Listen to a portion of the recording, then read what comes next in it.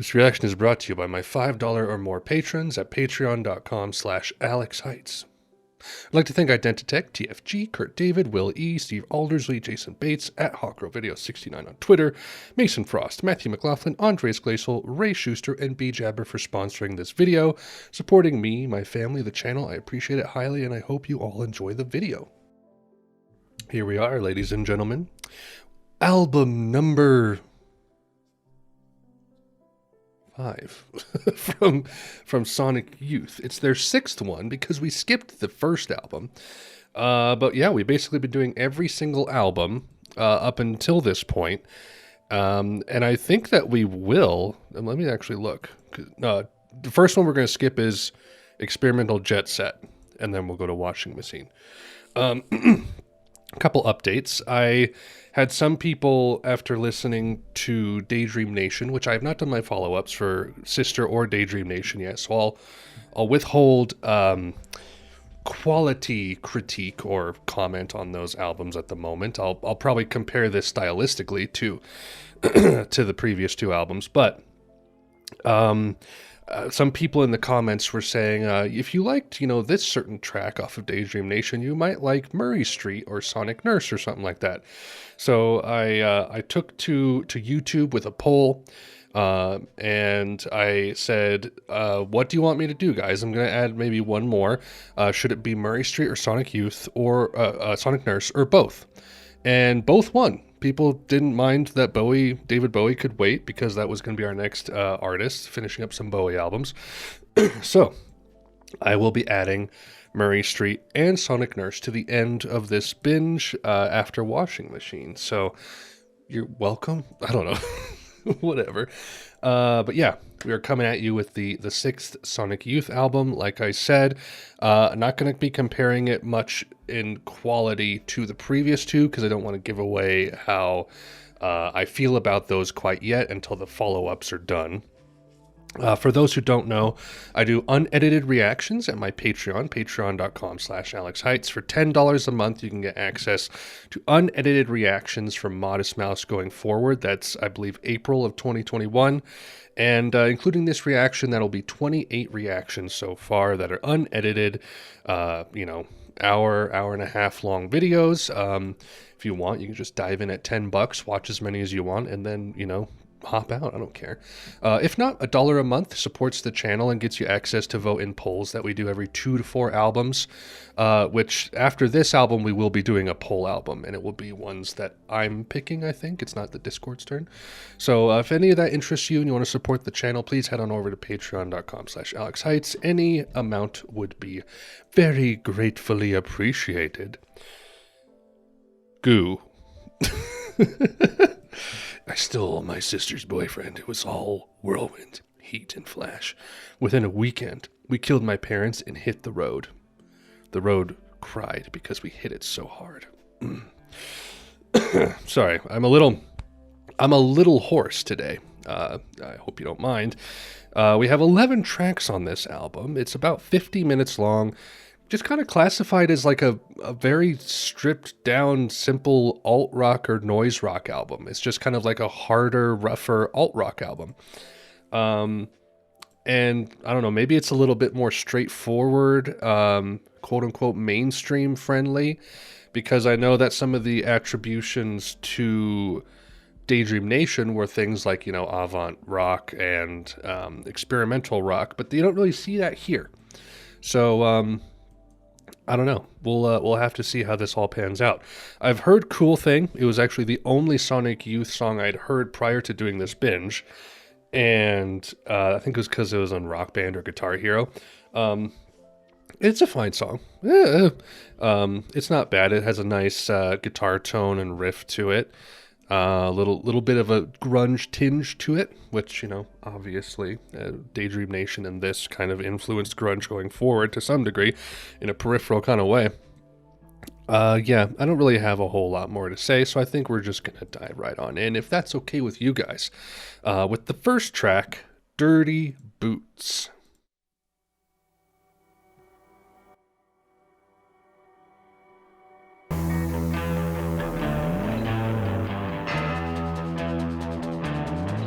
To another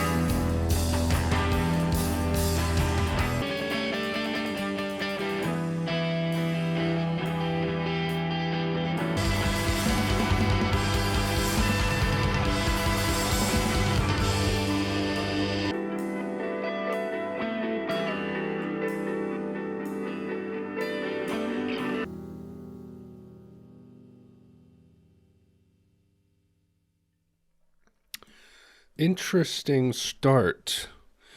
Um, Definitely more of a simple,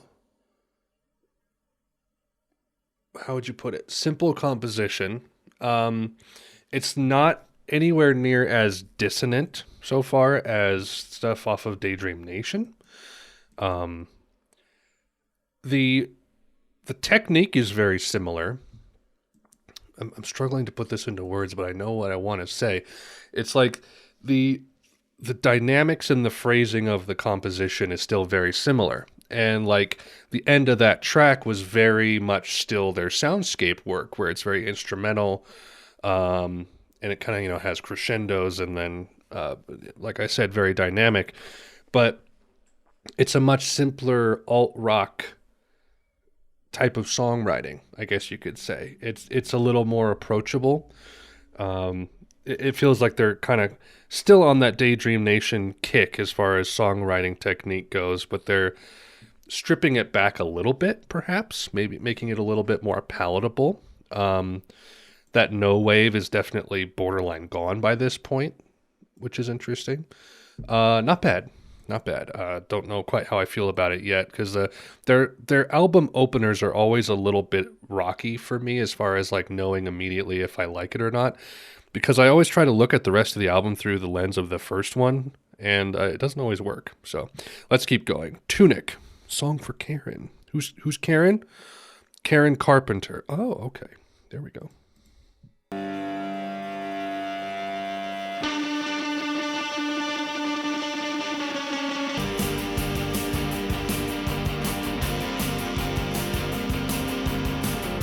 Feel like I'm disappearing, getting smaller every day.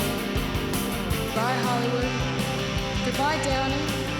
Hello Janice, hello Dennis, Elvin.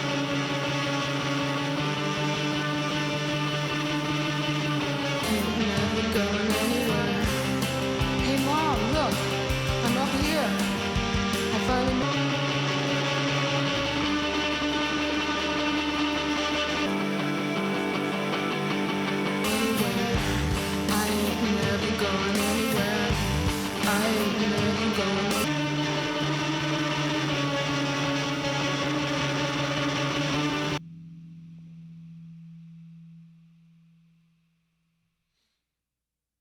Interesting song about Karen Carpenter and passing away from anorexia complications.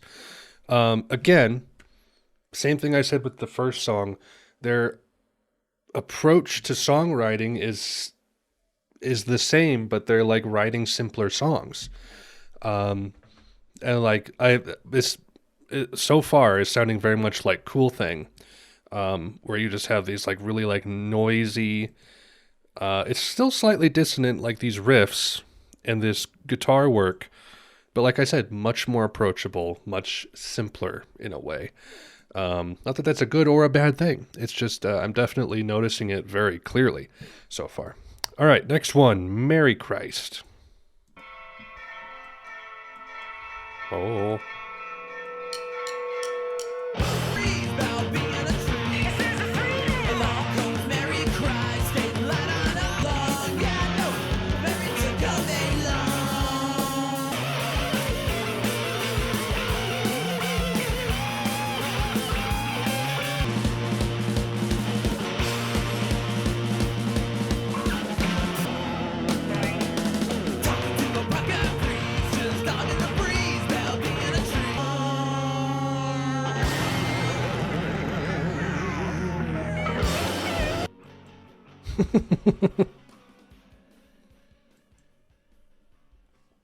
Just randomly throws in Kool Thing at the end.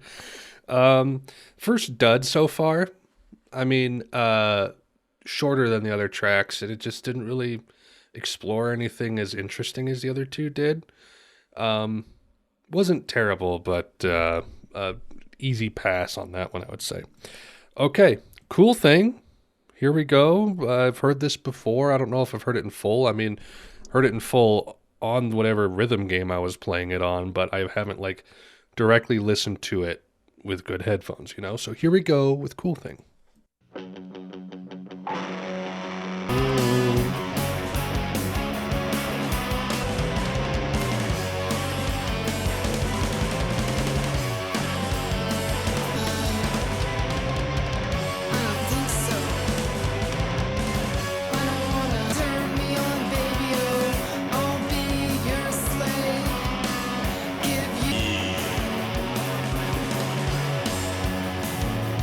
Tell them about it.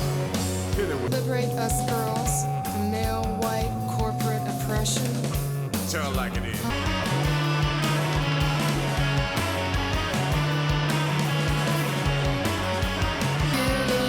Now you know you sure look pretty. Rock the beat just a little fast.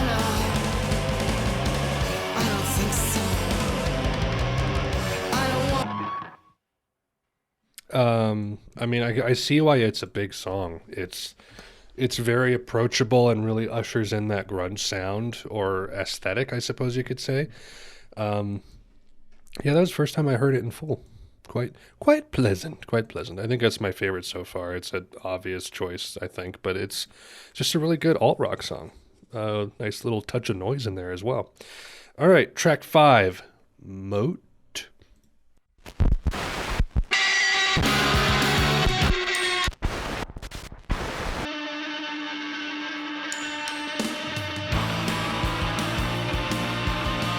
Feel so heavy that you just can't stop it. When the sea of madness turns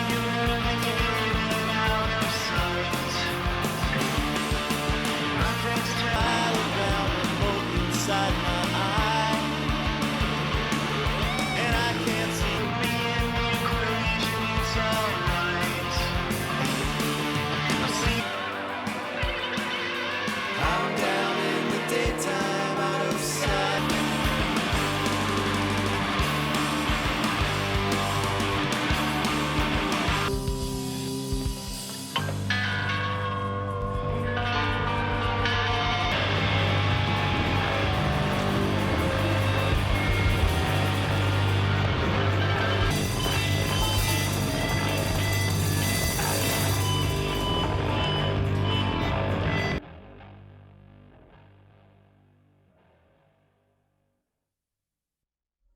Well, damn.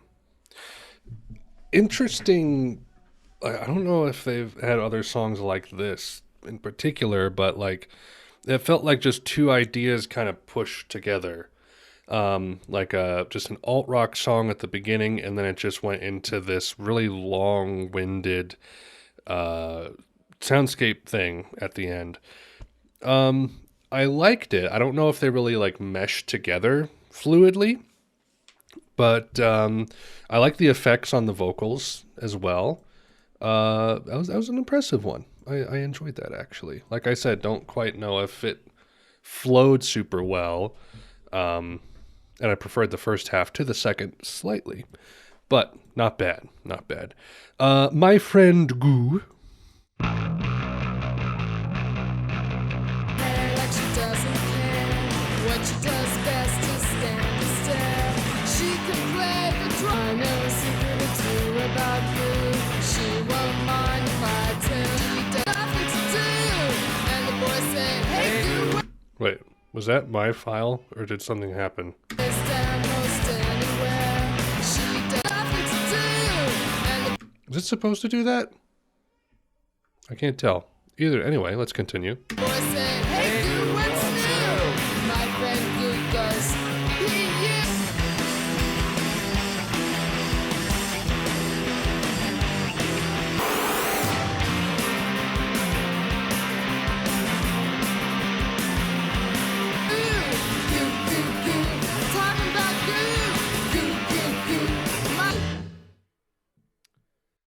Okay.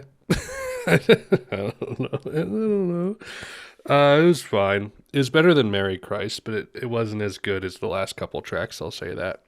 And I don't know what it was about, and I'm scared to find out. Disappearer.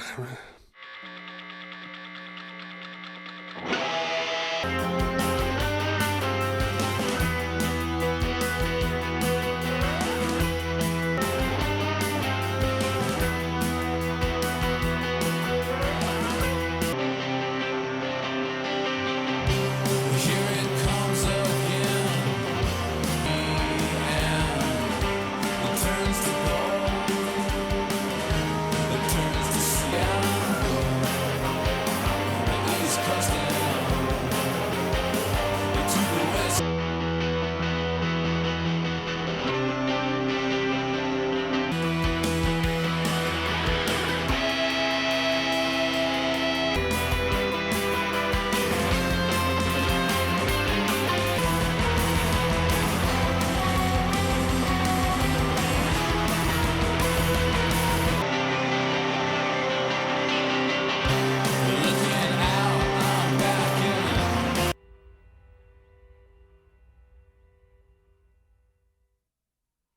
Not amazing, but quite solid. Some of the verses were like a little, I wouldn't say dull, but not as interesting as some of the other parts. I like unlike Mote, where, like I said, the transition into the last half felt kind of like, wait, am I listening to a different song now? Which isn't a bad thing per se. It's just kind of, it was a little bit of like a speed bump that took me out a little bit.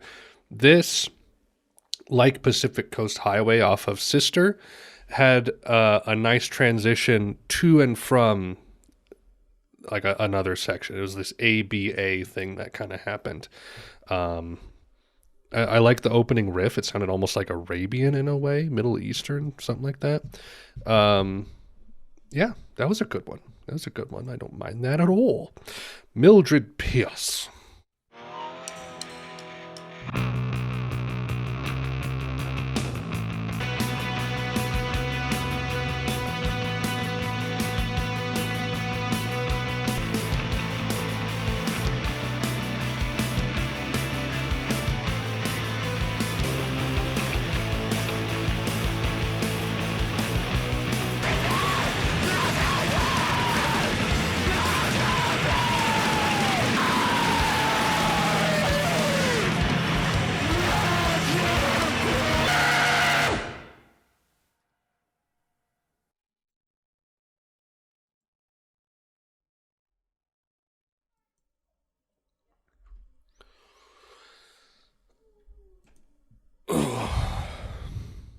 Cinderella's big score.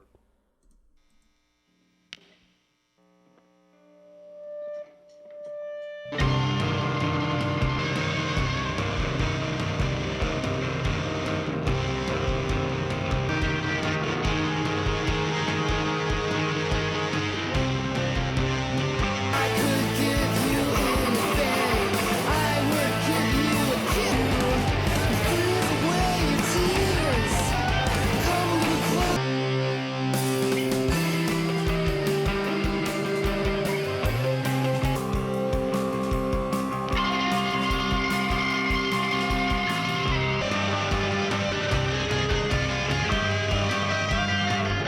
just gonna take you and freeze away your tears. Come a little closer.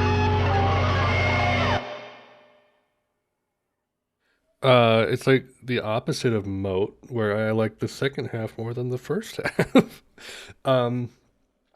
Again, something of like a ABA structure, sort of. It came back very briefly to that A format. I didn't love that one. I did like that, like I said, that instrumental breakdown towards the end, though. I thought was quite nice. Good riffs there. Scooter plus Jinx. I think this is an instrumental. Let's see what we got.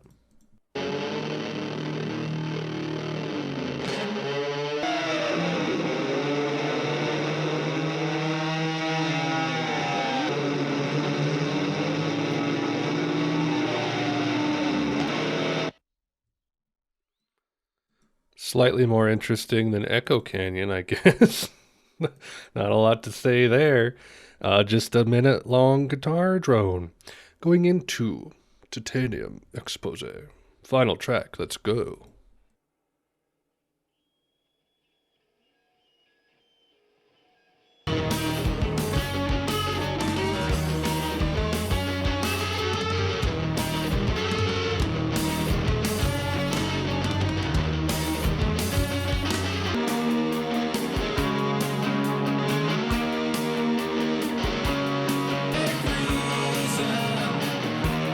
Winter time comes summer, you are